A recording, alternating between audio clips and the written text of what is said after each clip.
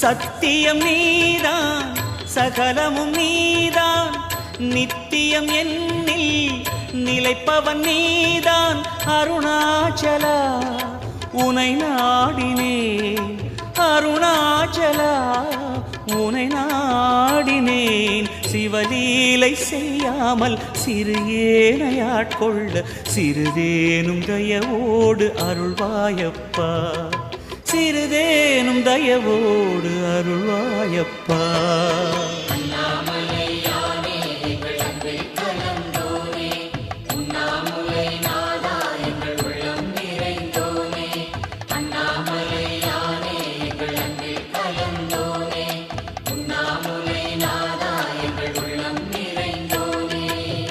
சிவமயமாக